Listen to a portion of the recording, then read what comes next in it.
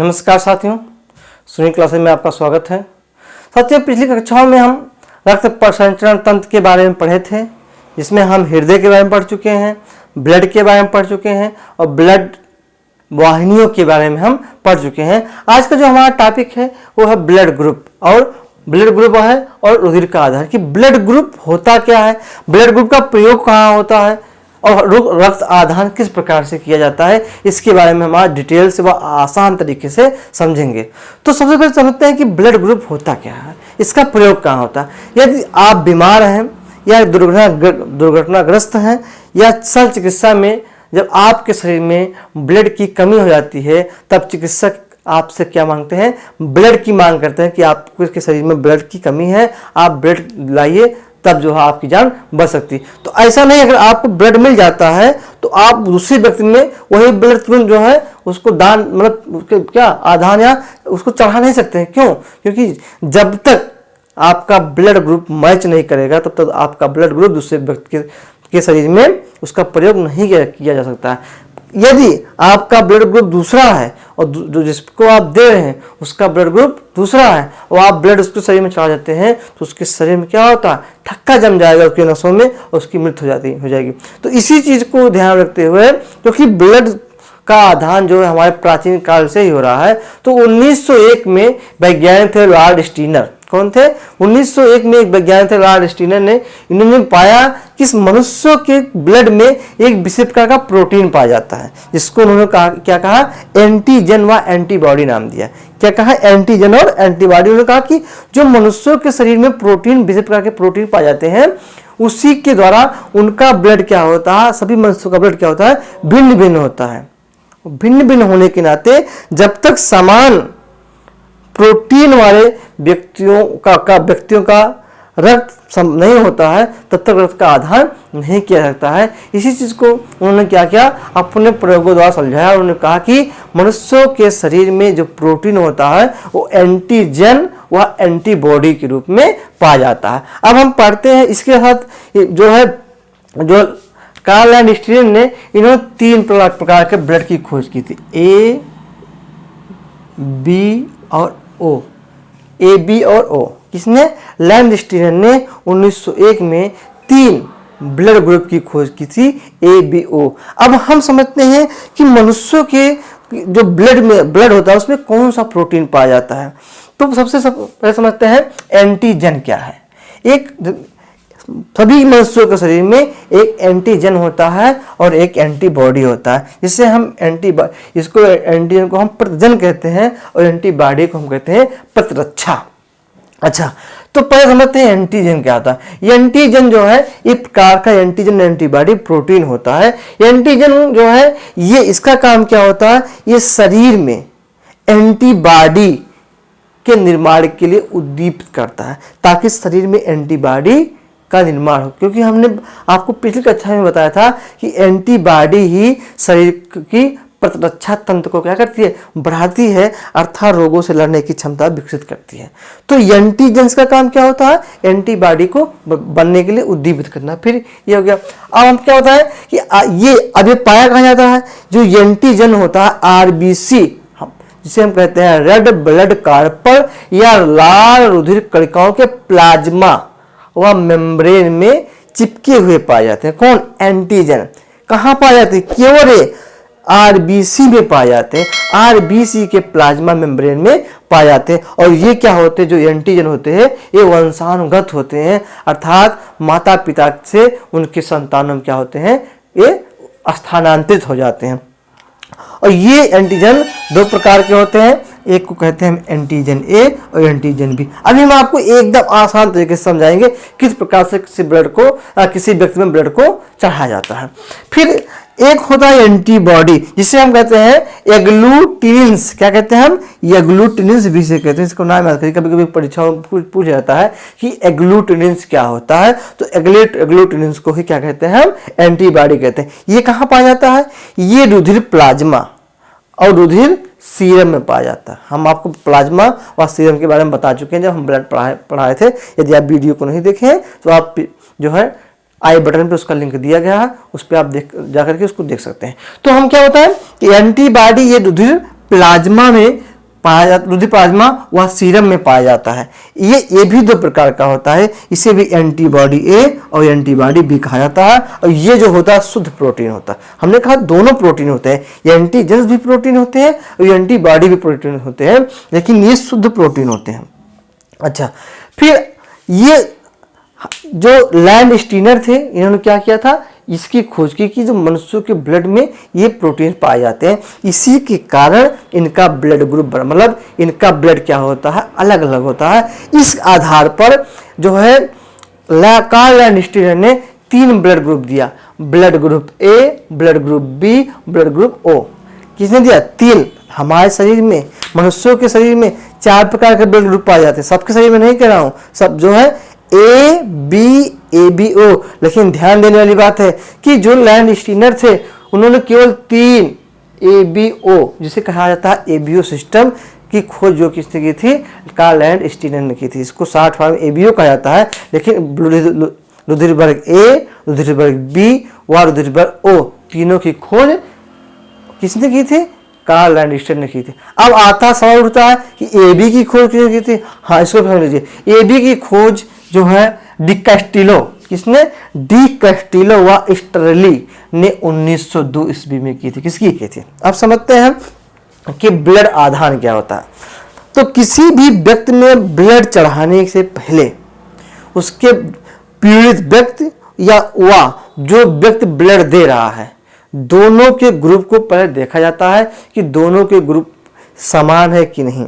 अगर समान है, क्योंकि समान ब्लड ग्रुप वाले व्यक्तियों में ही समान ब्लड दिया जाता है।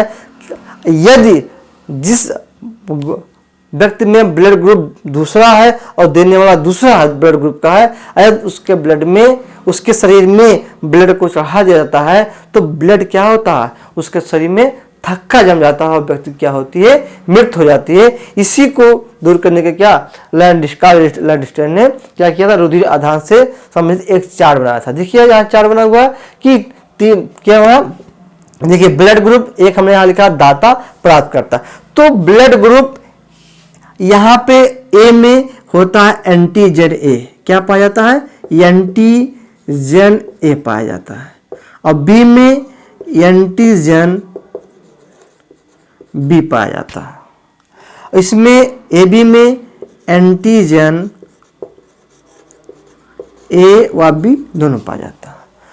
हमने बताया था कि 2 एंटीजेंस होते हैं और 2 एंटीबॉडीज होते हैं, और बी ए में एंटीबॉडी ए पाया जाता है और बी में एंटीबॉडी बी पाया जाता है। जो हम स्मॉल लेटर में लिख रहे हैं ये एंटीबॉडी है, और इसमें ए बी में कोई एंटीबॉडी नहीं पाया जाता, ओ में एंटीबॉडी ए और एंटीबॉडी बी दोनों पाया जाता है। फिर समझ लीजिए, यही हमको इसी चीज को हमें समझना है।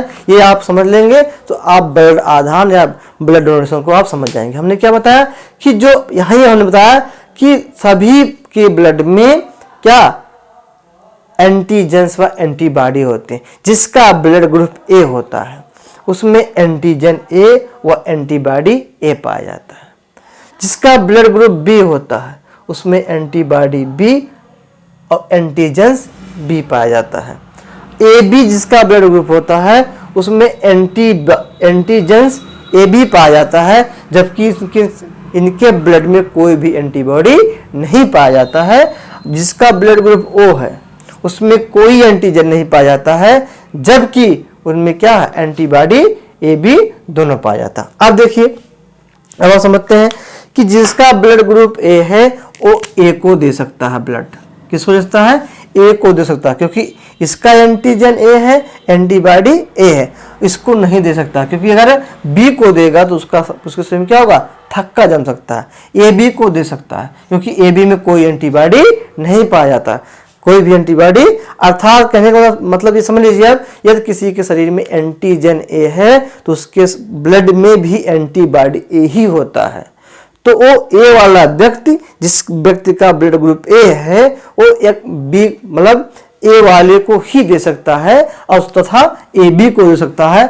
और जो O को नहीं दे सकता। क्यों नहीं दे सकता है? क्योंकि जिसका ब्लड ग्रुप O होता है उसके ब्लड में एंटीबॉडी ए व बी दोनों पाया जाता है। इस स्थिति में अगर O को दे देगा तो उसके O वाला शरीर के शरीर में क्या होता है? थक्का जम जाएगा, उसकी मृत्यु हो सकती है।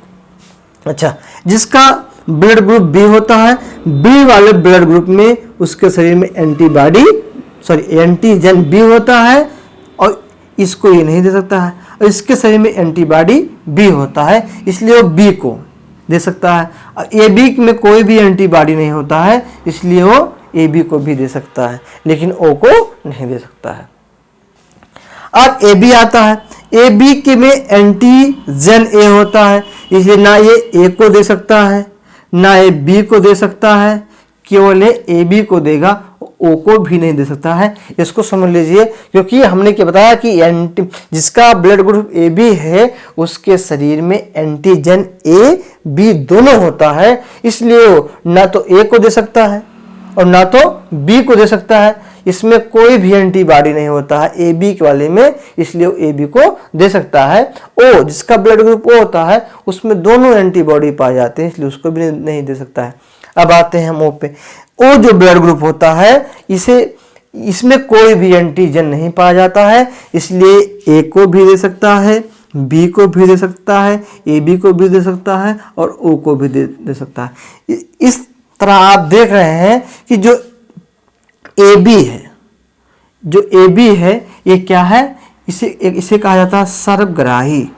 सर्वग्राही का तात्पर्य क्या होता है कि इसका तात्पर्य होता है कि ये सबका ब्लड ले सकता है। और जो ओ होता है इसे कहा जाता है सर्वदाता। क्योंकि ओ ग्रुप वाला व्यक्ति सभी को ब्लड दे सकता है और ए बी वाला व्यक्ति क्या कहता है? सभी का ब्लड ले सकता है, इसलिए वो सर्वग्राही होता है। प्रश्न क्या पूछा जाता है कि किसी व्यक्ति का ब्लड ग्रुप ओ है, वो सभी को ब्लड दे सकता है, वो सभी को ब्लड दे सकता है। क्यों दे सकता है? क्योंकि उसके शरीर में दोनों कोई भी एंटीजन नहीं पाया जाता है। दोनों एंटीबॉडी पाया जाता है लेकिन कोई भी एंटीजन नहीं पाया जाता है, इसलिए वो सभी को ब्लड दे सकता है। और ए बी ब्लड ग्रुप वाला व्यक्ति सभी का ब्लड ले सकता है क्योंकि उसके शरीर में कोई भी एंटीबॉडी नहीं पाया जाता है। ये रक्त आधान था। ये रक्त आधान समझना बहुत जरूरी है।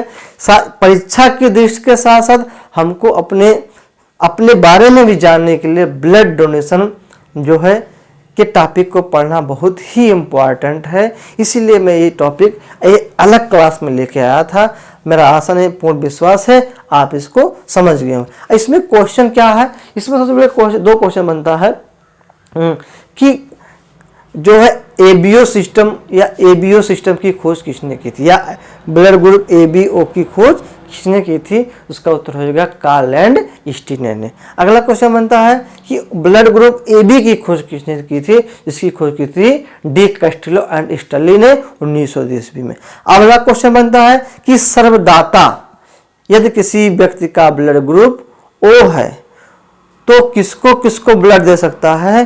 तो आपका उत्तर रहेगा ए को भी दे सकता है, बी को भी दे सकता है, ए बी को भी दे सकता है, ओ को भी दे सकता है। क्यों दे सकता है? क्योंकि ओ वाला जो व्यक्ति होता है उसमें कोई भी एंटीजन नहीं पाया जाता है। अगला क्वेश्चन बनता है कि सर्वग्राही ब्लड ग्रुप कौन है? तो सर्वग्राही ब्लड ग्रुप कौन होता है? ए बी होता है। तो ये आज का जो है टॉपिक था। आज के लिए इतना ही।